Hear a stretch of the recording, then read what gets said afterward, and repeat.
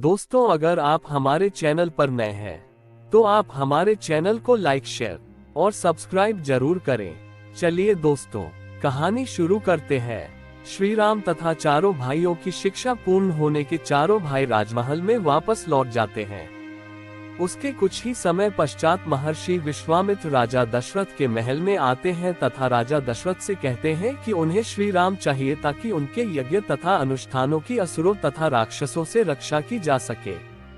राक्षस हमेशा हमारे यज्ञ में बाधा डालते हैं और यज्ञ को पूरा नहीं होने देते, इसलिए हम राम को अपने साथ ले जाना चाहते हैं ताकि वह हमारे यज्ञ तथा अनुष्ठानों रक्षा कर सकें। श्री राम तथा लक्ष्मण विश्वामित्र के साथ उनके आश्रम में चले जाते हैं, जहां पर विश्वामित्र श्री राम को बताते हैं कि एक राक्षसी तारका उनके हर यज्ञ में विघ्न डालती है तथा उसका विनाश करना आवश्यक है। यह माना जाता है कि राक्षसी तारका एक यक्षिणी थी। महापुराण में वर्णित है कि यक्षिणियां स्वयं मां दुर्गा की शक्ति का अंश होती है, इसलिए वे बहुत शक्तिशाली होती है। इसलिए श्री राम और लक्ष्मण विश्वामित्र के साथ राक्षसी तारका के निवास स्थान पर जाते हैं और उसको ललकारते हैं। ललकार सुनकर राक्षसी तारका बाहर निकलती है और इन पर हमला करने लगती है। काफी समय तक युद्ध के बाद श्री राम अपने एक बाण से राक्षसी तारका का अंत कर देते हैं। उसके बाद विश्वामित्र श्री राम और लक्ष्मण को अपने आश्रम में ठहराते हैं।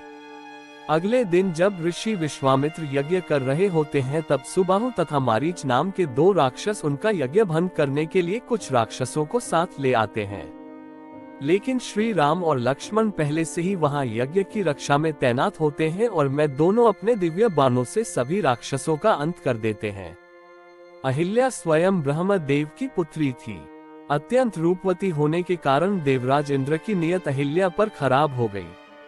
इसके पश्चात भी अहिल्या की शादी महर्षि गौतम से हो गई। इससे देवराज इंद्र बहुत क्रोधित हुए और उन्होंने उन दोनों से बदला लेने की सोची। एक रात देवराज इंद्र ने मुर्गे का रूप धारण करके ऋषि गौतम के आश्रम के बाहर जाकर बांध देनी शुरू कर दी। उसकी आवाज सुनकर गौतम को लगा कि सुबह हो गई है और वह प्रतिदिन की तरह अपना कमंडल लेकर गंगा स्नान करने के लिए चल पड़ते हैं। पीछे से देवराज इंद्र ऋषि गौतम का वेश धारण करके अहिल्या के पास चले जाते हैं और उसके साथ समागम करते हैं। जब ऋषि गौतम गंगा तट पर स्नान करने के लिए पहुंचते हैं तो उन्हें यह आभास होता है कि अभी सुबह हुई नहीं है, अवश्य ही किसी ने उनके साथ छल किया है। इसीलिए वह तुरंत अपने आश्रम की तरफ चल देते हैं। ऋषि गौतम अपने आश्रम पहुंचते हैं तो वह देखते हैं कि उन्हीं के भेष में एक व्यक्ति उनकी कुटिया से निकल रहा है। ऋषि गौतम परम तपस्वी थे, इसलिए वह छल वेश में भी देवराज इंद्र को पहचान जाते हैं और उसे कुरूप होने का श्राप देते हैं। ये सुनकर अहिल्या अपनी कुटिया से बाहर निकलती है। तब वह समझ जाती है कि उसके साथ छल हुआ है और अपने पति ऋषि गौतम के पैरों में गिरकर क्षमा मांगने लगती है, लेकिन क्रोध में भरे हुए श्री गौतम ने उन्हें क्षमा नहीं किया और तुरंत पत्थर में बदलने का श्राप दिया। बार बार मिन्नत करने के बाद ऋषि गौतम को अहिल्या पर दया आ जाते हैं और वह उसके मुक्ति का मार्ग बताते हैं। जब भगवान विष्णु राम अवतार में पृथ्वी पर आएंगे तब वह अपने चरणों से स्पर्श करके तुम्हें इस श्राप से मुक्त करेंगे। तारका वध के बाद जब महर्षि विश्वामित्र श्री राम और लक्ष्मण के साथ जनकपुरी की तरफ रवाना होते हैं तब वह ऋषि गौतम के आश्रम से होकर गुजरते हैं, जहां पर वह श्री राम को अहिल्या की कहानी बताते हैं।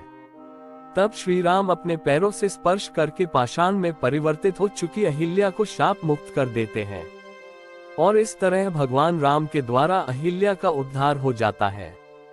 आगे की कहानी अगले भाग में। हमारे वीडियोस देखने के लिए आपका दिल से धन्यवाद।